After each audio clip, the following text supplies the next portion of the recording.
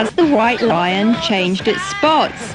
Yes, US rockers White Lion return in April with a brand new album called The Main Attraction. And the fact that vocalist Mike Tramp has changed his hair colour from blonde to red could indicate that the changes are more than skin deep. As any other White Lion record, it's always important for us to do, the complete opposite as what we've done, with one song. I mean, and we go about the way when we write. And for example, when we started with Lights and Thunder, which was the first song, it's like after we'd done the first song we wrote for the new record was like an 8-minute epic, which was like, yeah, okay, we got that down.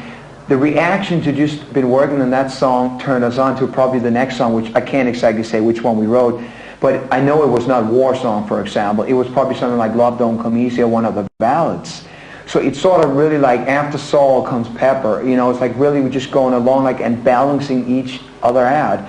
And it's like make sure that the album really have a balance. For example, with Big Game, there was too much of one thing. It's that we don't regret any of the songs, and we will never ever say that they were bad songs. They just shouldn't have been on the same record.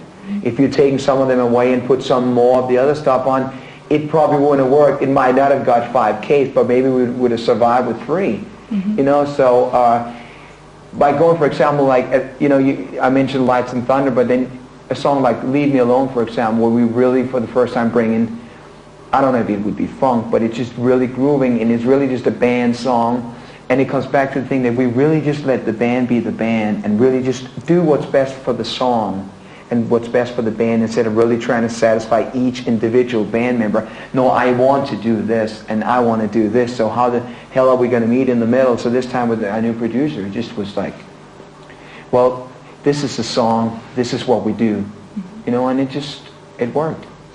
When White Lion entered the studio to record The Main Attraction, it was with all the bottled up fervour and enthusiasm the four had been waiting to release since they got off the road from touring their Platinum Plus Big Game album. Under the watchful eye of veteran producer Richie Zito, the band feel they have composed their most progressive effort to date. Boasting an abundant mix of both hard-edged tunes and balladic epics, The Main Attraction displays White Lion's new level of musical maturity. And it seems keyboards had a bigger part to play this time around. Now, it started out, a lot of people say, well, okay, Richie came in, and my God, he's done hard, and my God, he's done sheet shaking, my God, he must have brought you the keyboards. But the original demos that Mike and Vito had sussed out had a lot of keyboards on them. And actually, our other albums have had keyboards too, but we've just kind of really ducked them under for some reason, one reason or the other. The keyboards give us a lot of freedom to be as versatile as we'd like to be at this point. They enable Vito to perhaps not have to carry everything, not only melodically, but to comp everything, and give him a chance to play as well.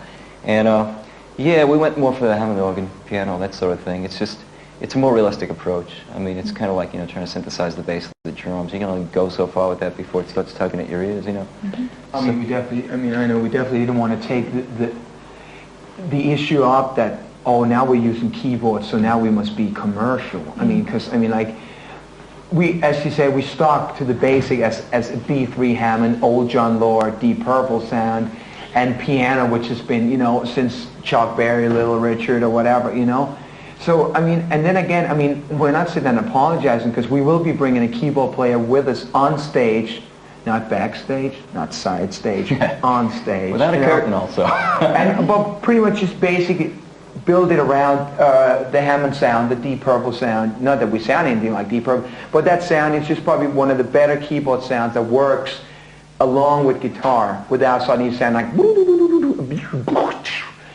that's not what we're trying to do. It's just, it will give Vito a little more freedom when he just, when we don't have a rhythm guitar player, to do a couple more things by himself and get a fuller sound and stuff like that. And we'll have more from White Lion in April, when you should also watch out for them on a headlining tour of Europe. But if you can't wait until then, here they are on video with one of their most popular songs.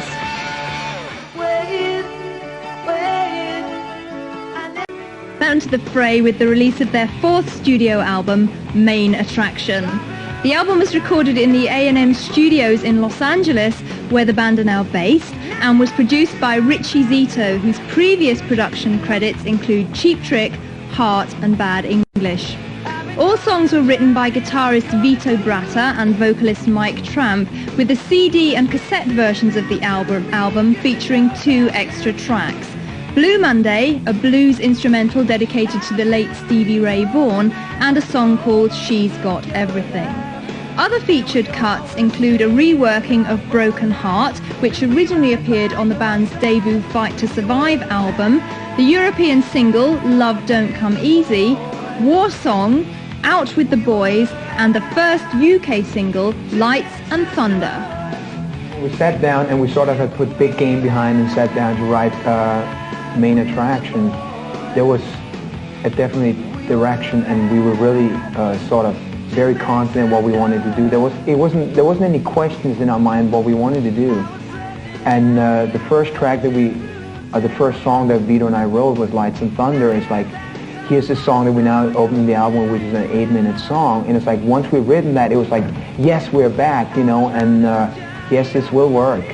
And it's like, once James and Greg heard the stuff, it was just like, this is what we wanted to do. And it's just really like this is the new Wide Line, and this is, you know, it's just, this is back to base. This is just really what we wanted to do in Big Game, on Big Game.